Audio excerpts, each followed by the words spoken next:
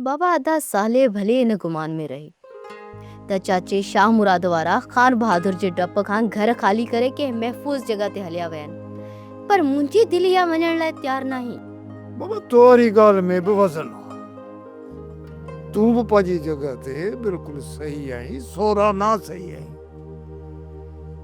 पर बाबा मूंखे बि इन गाल ते एतबार नथो अचे त को शाह मुराद चोरन वांगुरु रातो वाह घर छॾे हलियो वेंदो।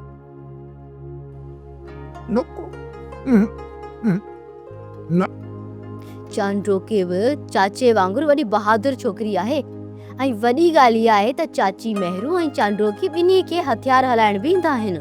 उहो चुपचाप पंहिंजे दुश्मन सां गॾु कीअं हली वयूं बाबा?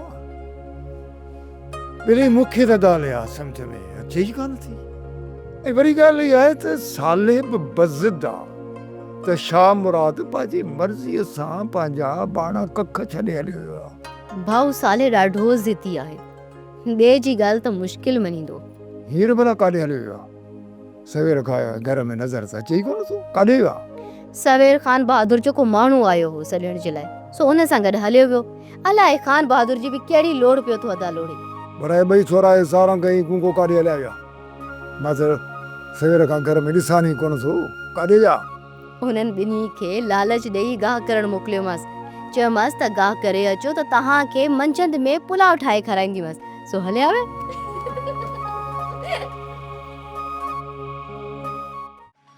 न गा मोड़ी का बि ॻाल्हि न आहे। असल में अचा पियो थाबड़जी पियो, किरी पियुमि ऐं कपिड़ा ख़राब थी विया। निडरे से तोखे डपा न मता ॻोठ में कंहिंखे ख़बर पए ऐं तुंहिंजी बेइज़ती ख़राब थिए, इन लाइ लिकाईंदो न? यादि रख गामू, बाक़ी न बोड़े कूके खे मां ज़िंदा कोन छॾींदुसि। हा, तूं बि कंहिंसां ॻोठ में इहो ज़िक्र न कजांइ ऐं इहो मसइलो बाबा जे कननि ते न पहुचणु घुरिजे। मां पंहिंजे तरीक़े सां हिन मसइले खे हल कंदुसि, अहिड़ो कंदुसि जो यादि रखंदो इहो गुंगो। परेशान न थी, अम्मा खां सवाइ कंहिंखे न ॿुधाईंदमि। तुंहिंजी मां त लाउड आहे, लाउड। जेकर हिन सां ज़िक्र कई न त सॼे ॻोठ में पढ़ो ॾींदी। ख़बरदार जो न हुन सां ज़िक्र कयो अथई। न डरे से, जेकर एॾो बुर्स माण्हू आहीं त गुलाम रसूल खे छो छॾे ॾिनई? हुनखे मारी आहे न।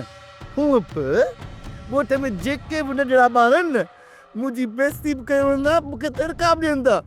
जेकर तो दड़का ॾिना त छा थी पियो? सोप सीरियल वेरन जी वस्ती तमाम एपिसोड्स ॾिसो HD क्वालिटीअ में। विजिट करियो असांजो YouTube channel Sindh TV HD drama. Subscribe कयो असांजो official YouTube channel Sindh TV HD drama ऐं वधीक अपडेट लाइ बेल आइकन खे क्लिक करियो।